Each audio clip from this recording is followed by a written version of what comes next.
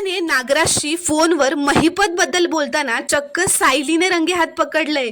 श्री स्वामी समर्थ प्रेक्षकांनो, आता प्रिया नागराजला फोनवर म्हणत असते की महिपतला पकडण्याचा प्लॅन आपण दोघांनी मिळून केला होता, पण तुम्ही काय केलं, मला अलगद बाजूला केलं आणि त्याला भलतीकडेच नेऊन लपवलं।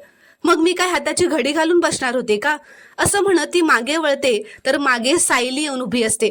सायलीने प्रियाचं नागराजशी फोनवरचं बोलणं ऐकलेलं असतं। प्रिया घाबरूनच फोन कट करते। सायली प्रियाला म्हणते, या घरातली माणसं चांगली आहेत ना, म्हणून तू अजून या घरात आहेस प्रिया, पण जर का तू या घराच्या शत्रूच्या संपर्कात असशील ना, तर तू या घरात राहणार नाहीस, लक्षात असू दे। तर आता हे ऐकून प्रिया खूपच घाबरते, तिला खूपच घाम फुटलेला असतो। इथे दुसरीकडे आता सायली अर्जुनवर रुसलेली असल्याने ती तिच्या खोलीत येते। अर्जुनशी ती कालपासून बोललेली नसते। अर्जुन आता तिच्याशी बोलण्याचा प्रयत्न करत असतो। तो मुद्दामच म्हणतो, माझा रुमाल कुठे आहे, सापडत नाहीये। तर सायली काहीही न बोलता त्याच्यासमोर रुमाल आणून ठेवते आणि पुन्हा आपलं काम करू लागते। तर अर्जुन म्हणतो, वा, हे बरं आहे, हा, काही बोलायचं नाही, गप्प बसायचं, त्याने सगळे प्रॉब्लेम सॉल्व्ह होतात ना आयुष्यातले।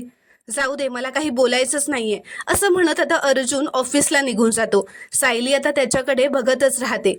आता अर्जुनने सायलीला दुखावलंय खरं, पण तो सायलीचा राग काढू शकेल का, हे पाहणं खूपच रोमांचक ठरणार आहे। त्यासाठी चॅनलला प्लीज सबस्क्राईब करा आणि व्हिडिओला एक लाईक नक्की करा।